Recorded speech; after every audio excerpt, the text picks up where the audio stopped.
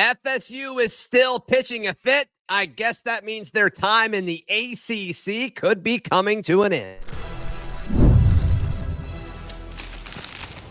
You are Locked On College Football, your daily podcast on all things college football. Part of the Locked On Podcast Network, your team every day.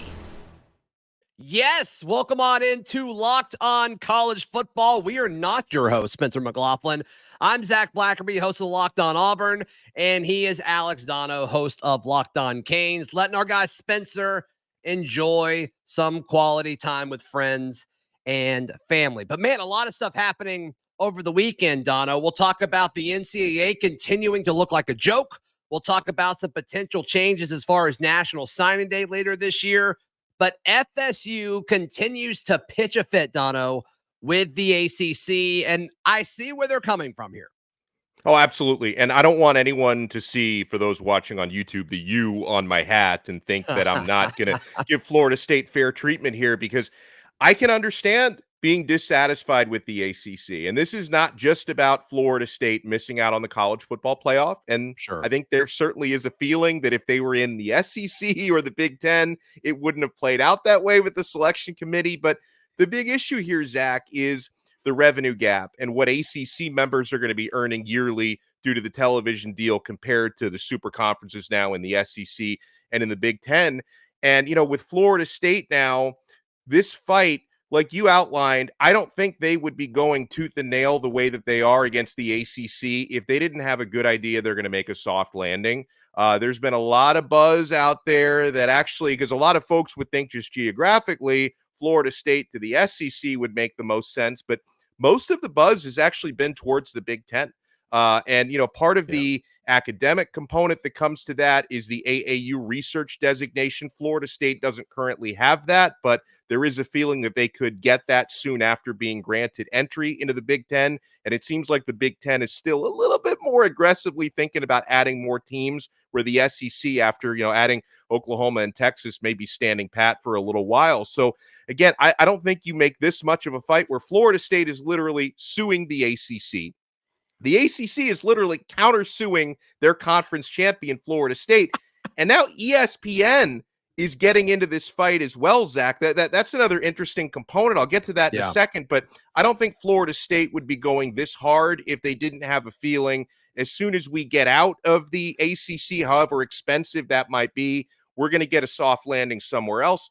And, you know, part of this component now, because Florida State, in these lawsuits that they have filed against the ACC, they've gotten into some specifics on what the ACC's grant of rights TV agreement looks like. And, you know, the ACC has their television deal with ESPN. That's where the ACC network, it all goes through ESPN.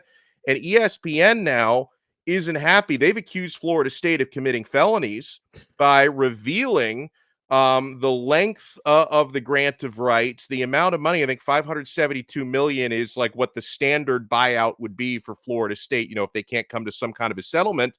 Right. And ESPN, and I can see some validity to this. They're coming out and saying, you know what, these are trade secrets that put us at a competitive disadvantage, because you also have, you know, big TV deals negotiated every few years by places like Fox and CBS. So if you're putting our numbers and our business out there, ESPN's not too happy about this. So I think a lot of other ACC schools, you know, I cover Miami, and, you know, I think Miami is interested in potentially exploring options, you know, outside of the ACC. Not that I can directly speak for them on that, but Sure. Clemson, North Carolina, Virginia, other schools that have been vocal about maybe not wanting to be part of the ACC long-term. I think a lot of these schools are just kind of kicking their feet up and seeing what happens with Florida State. If Florida State can find a way out, then that may open the door and set the precedent for others to follow. Well, I don't think anybody looks good in this situation. I mean, the ACC already was kind of down, already proven like, hey, we haven't done a good enough job that our undefeated conference champion can't get into the college football playoff. Like, we dropped the ball in representing you. And then FSU, it's like, okay, the thing you're complaining about, and look, we get that you're upset. We get that you're upset about missing the college football playoff, and that's what this looks like, right? And you already mentioned that it's more about the pay gap, and the ACC is falling so far behind the SEC in the Big Ten, but just optically, in the court of public opinion, FSU looks like a toddler throwing a tantrum right now. And the fact of the matter is, like, what it appears that they're complaining about from the outside, and it's obviously bigger than this, Donno. You touched on that. But it's like the true issue of, okay, sure, what started all this is because you were left out of the college football playoff. That's gone now. The way that this is now structured with the 12-team college football playoff, you don't have to worry about that anymore. Right. So to me, they would not be acting like this if, I don't know. I mean, all signs to me, I think they're going to the Big Ten. I think they've got a plan to exit and go to the Big Ten. I can't imagine them acting like this if that was not the case. Yeah, I agree wholeheartedly. And then, we think about, we've had so many seismic changes in college football with what the SEC and the Big Ten are becoming now. And if there could be another wave or two to this conference realignment, I mean, it's really, we think about all the way that the transfer rules have changed. We're going to talk about the NIL rules and everything. I still love it. I love college football, but it's just so different from the sport we used to cover. And in certain ways, I'm not sure that that's a bad thing, because I'm happy that players are able to earn off their name, image, and likeness. I'm happy the video game is coming back in a few months. Like, all this is good stuff. But if Florida State finds a way out, and then there's even some talks out there, and a lot of this stuff is rumor based, but that Notre Dame might find their way into the Big Ten. Notre Dame isn't an official member of the ACC in football, but they've had this ACC alignment. They're a part of the ACC with every other sport. How that's going to change the Atlantic Coast Conference, because if they were to lose Florida State, and if they hypothetically lose that alignment with Notre Dame, they take a major hit. And then you have to wonder, if Big Ten, is the ACC more like the Big 12? Is the Big 12 even surpassing the ACC? Right. And right now, it's like, which conference would you rather be in? And right now, I think the answer to that is the ACC, because of FSU, because of Miami, because of Clemson. But, I mean, you cover a team that is competitive in this conference and competitive in the ACC, Donno. If Miami had the chance to just leave and go to the Big Ten, I think they'd be ridiculous not to take it. Yeah. Yeah, right? I think they would be as well. If you're a member of the ACC and there's a path for you to go to the Big Ten, the SEC, or even the Big 12, I think you have to take it. I think at this point, we're not quite to the sinking ship of what the Pac-12 was 12 months ago, but I think we're on our way there.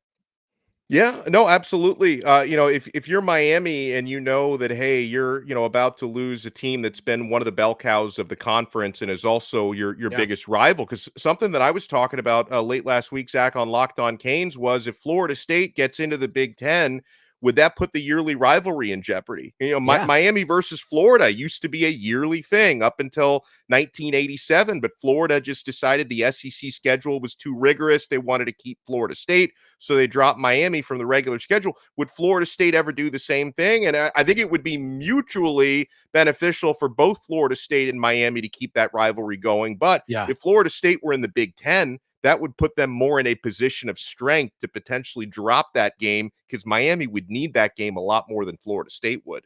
Sure. No, certainly, especially if FSU went to the Big Ten. No question about it. The strength of schedule for the ACC, I mean, last year when it was at quote unquote full strength, it wasn't good enough to get a team into the college football playoff. So, yeah, I'm excited to see how this pans out. But as of right now, nobody looks good.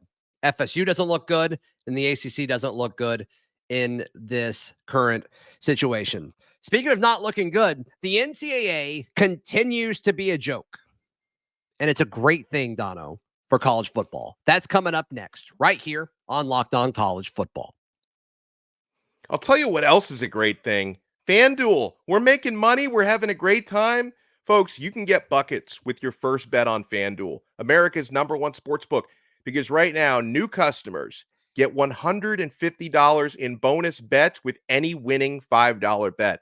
That's $150 if your bet wins. I know a lot of you got into this around Super Bowl time. You stuck around for the NBA games, the college basketball games. It's almost March, folks, and you know what that means. You're going to find so much action and so much value at FanDuel. $150 if your bet wins. Bet on all your favorite NBA players and teams with quick bets live same game parlays, exclusive props. You know, I love those player props. I'm all over my guy Jaime Jaquez Jr. down here in Miami. There's so much more you can find. Just visit fanduel.com/locked on and shoot your shot. You'll be glad you did. FanDuel, official sportsbook partner of the NBA.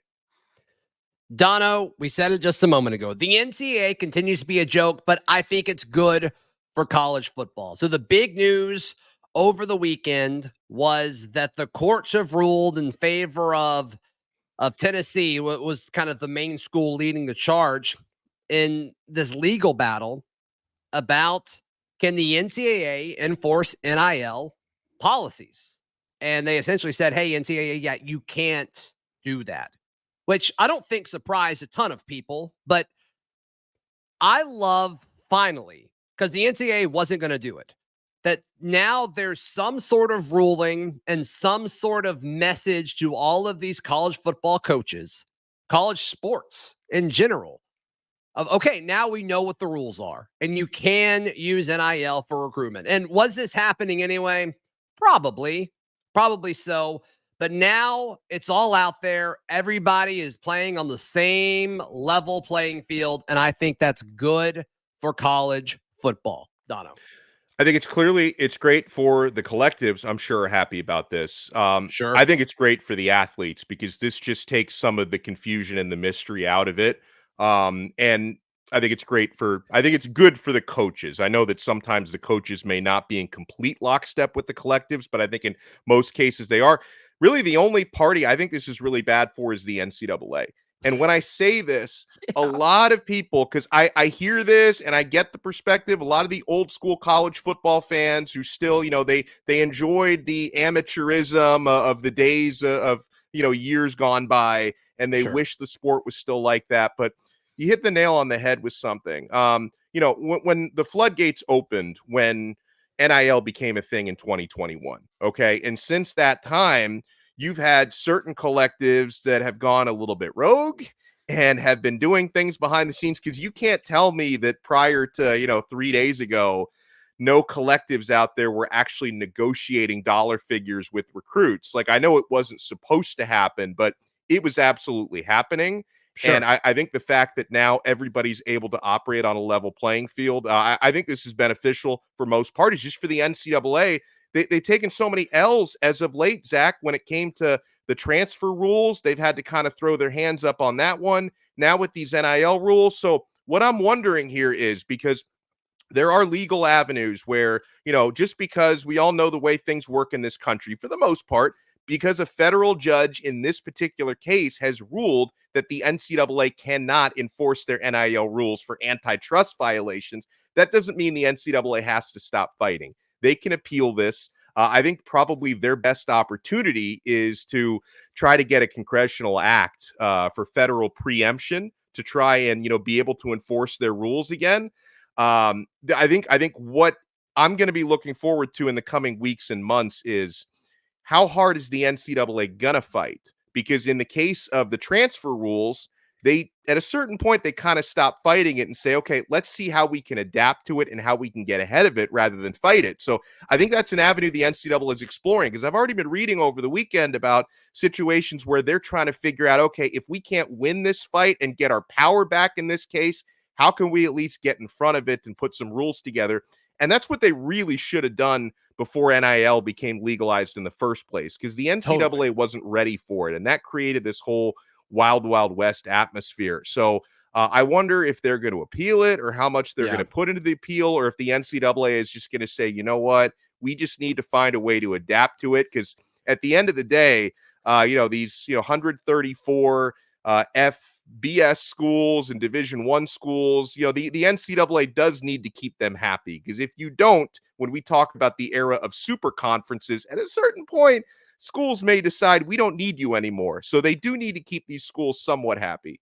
Yeah, especially with this growing division between P4 schools and then like group of 5 schools, that gap is going to get larger and larger. If you're the NCAA, you want to hold this together as long as you can. It would be a little ironic, don't you think, Donno, if they did choose to fight this legislation a little bit, because they didn't really fight for a whole lot of information and messaging while this was happening over the last few years. Because, I mean, I've talked to folks on multiple different staffs now where they're like, we just want to hear from the NCAA. Like they're just kind of throwing their hands up and saying, all right, we'll see what happens. We'll see what happens. And then every now and then they'll slap a school on the wrist. And it's like, why? Everybody's doing this. How can you really do that? And then props to Tennessee for saying, you know what? No, you didn't manage this the right way. And clearly, legally, they had a case.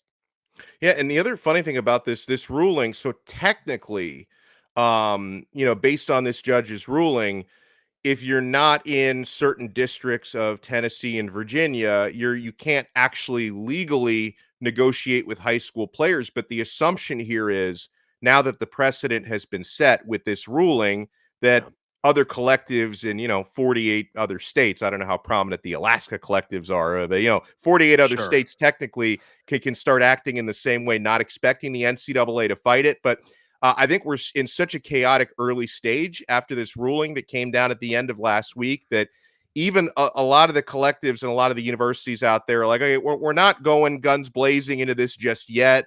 We're kind of waiting on more guidance from our conference leadership, depending on which conference you're in, and we're waiting on more guidance from the NCAA as far as they're going to handle it. But you're absolutely right. Because one of the issues that we've had, I'm sorry, Zach, Donno, but waiting for more guidance from the NCAA, like why? I don't know. Why at this point? I mean, seriously though, if you're a team and you're saying, okay, cool, we see this, you get your school's lawyers to check up on this. Okay, yeah, you should be able to offer this kid $100,000 to commit. And so it's like, if you do that, then the NCAA does choose to come down on you. At this point, don't you feel pretty good about your chances in winning a legal battle against the NCAA? I mean, come on here. Especially when you have attorney generals in some of these states that are going to be caping up for you, Virginia, right? That they're willing to fight the NCAA on some of this stuff. No, so absolutely. I think that this is going to embolden a lot of schools out there. So I think the NCAA is just trying to figure out right now, like, are we disciplinarians, or are we kind of the cool dad that's just going to sort of set like a few little ground rules and just, kind of let the kids have their fun? Because, I think up until recently, the NCAA used to enjoy flexing their muscles when appropriate. But, we've already had this issue for the last, 3+ years where different states have different guidelines, that enforce NIL. Because there are some states now, and it's a growing number, where you can offer NIL deals to high schoolers. They don't have it everywhere. California was one of the first on that. That's clearly been illegal in most states. There are some states that were on this a little bit earlier where, the universities could actually work with the collectives, where in other states they had to completely wash their hands of what was going on. But that's becoming more common now. So the NCAA is really having to figure out how to adapt, because like you said, if they do decide to punish certain schools, they tried to punish Tennessee. Look what happened. The attorney general goes and beats their butts in court. Insane.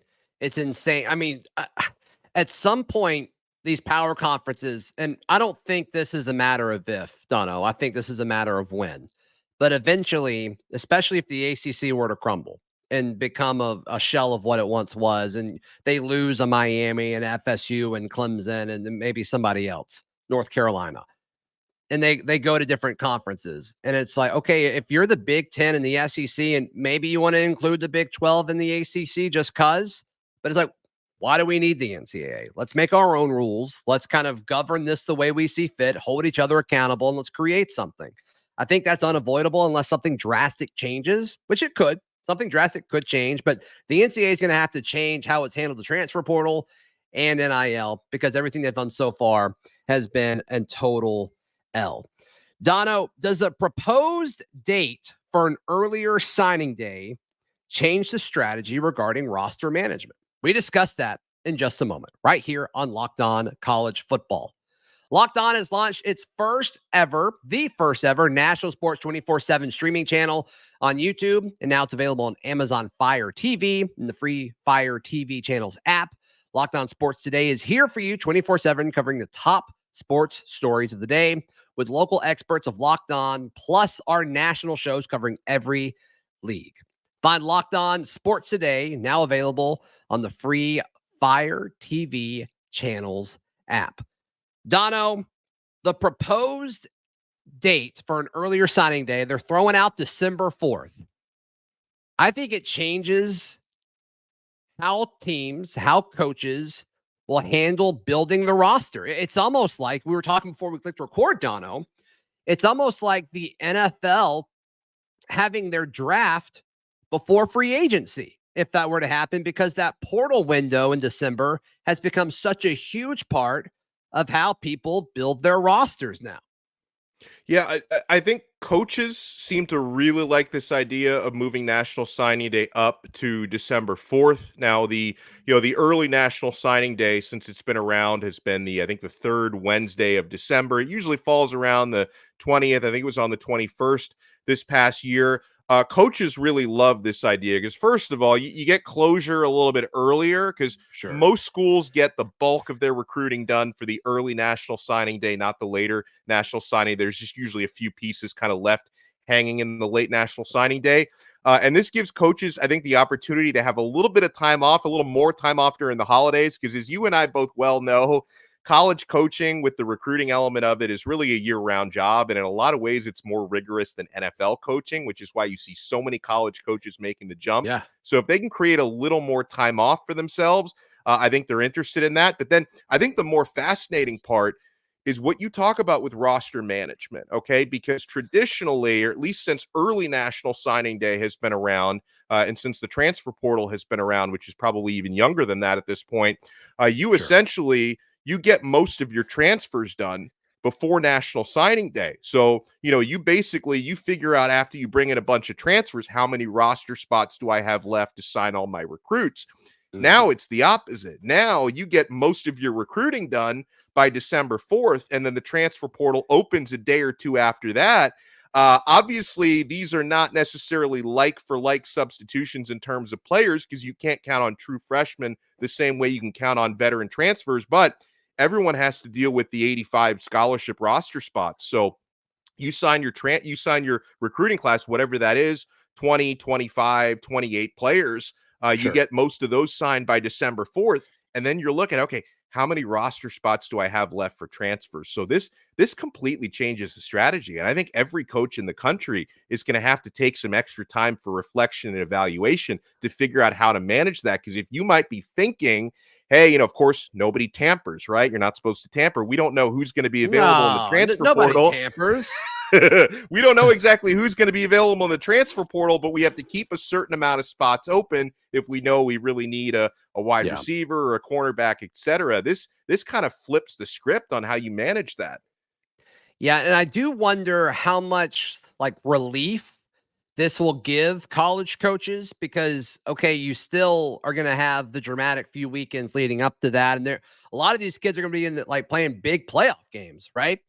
And so how much access are you really going to have to that? If you're a competitive team, you may be getting ready for, a conference championship, depending on how that first weekend and Saturday falls with the rest of the schedule. And so I do think there are elements to this, but there's no perfect way to do this or we would be doing it already. So the fact that a lot of the SEC coaches have been really, they've been outspoken about it. And so I think it should happen, Donno, but I do wonder how much relief it will give them because, okay, cool, signing day's done, but you still got to finish out your roster via the portal.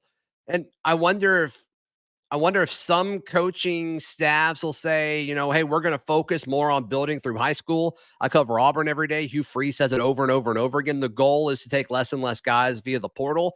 And maybe that's something that happens for your, top third of football programs where you'll take 5, 6, or 7 guys, but you're not pulling a Deion Sanders and going to get 20 guys. Yeah. I do wonder if the overall trend with the transfer portal will change over time. And this could help lead it to that, in that direction, Donno.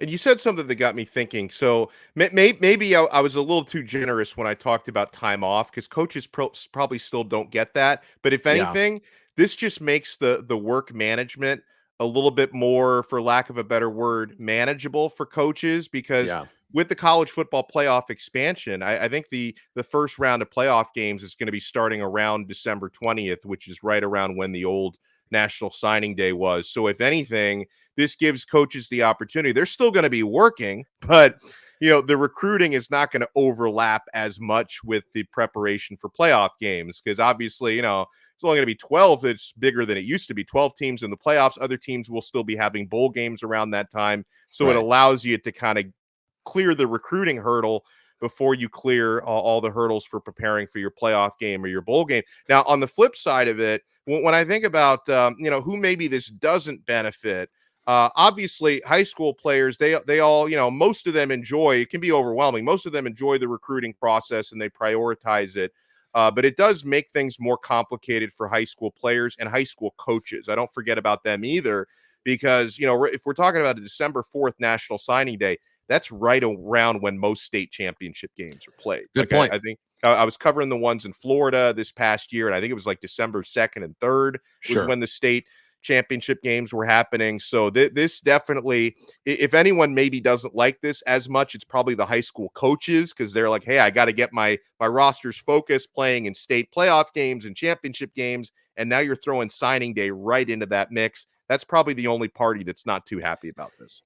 And I do wonder if you're going to see more kids kind of already locked in with their schools, because now with these rulings that happened over the weekend, if you can use NIL to recruit, it's like, okay, well, you may already have like a contract ready to go. And that may already be done. And you're playing in your school's state championship game wearing your future school's gloves. And that just kind of becomes, I think that could be kind of cool. I think moving forward. Another potential change that I've seen a lot of people say that I don't like, and I'd love to hear your thoughts on it, Donno, is have a signing period or a signing day before their senior seasons start. I don't like it because what if a coach gets fired, which is normal, right? I don't think that's like even looking at a nitpicky type situation. Like that will happen. That will happen a lot. So I don't love that, but I've seen that a lot. What are your thoughts on a potential signing day before the start of the season? Yeah, I don't love that either for a number of different reasons. I mean, the coaching one I think is the top reason, because again, like, it's not only coaches getting fired, it's coaches leaving for NIL, for NFL jobs or for other college jobs. And then the other thing about it is, like, I still, I don't want to pressure the decisions too much of high school kids, because how often do guys change their minds? I mean, if someone does have an opportunity before their senior season, they may think it's a great idea to sign with a certain school before their senior year, which, and depending on what type of kid you're talking about, it may be a good thing for certain prospects, especially like when you're talking quarterbacks, if you can get your guy locked in early, because they become great recruiters for other players. But I don't know, man. I mean, I when I was 16, 17 years old, I had trouble making up my mind on anything. And now you're asking kids to actually sign, before their senior season. A lot of minds could be changed. You would have to be, I think, a little more lenient on national letters of intent and potentially letting players out of them without putting up much of a fight. I don't really think that's good for anybody. I'm with you. Donno, fun hanging out with you, talking a little ball, making fun of the NCAA and Florida State. I think that's great. We should do it more often. Of course, Spencer will be back on Wednesday. And of course, we'll have another Locked On College Football dropping for you tomorrow. Donno, how can people check out everything you've got going on? Well, thank you so much. Locked On Canes is where you can find my show covering the Miami Hurricanes. And we cover some of these big changes in college football as well. You can follow us on X at Locked On Canes. Check out the show, Apple Podcasts, Spotify, wherever you get your pods, and on YouTube.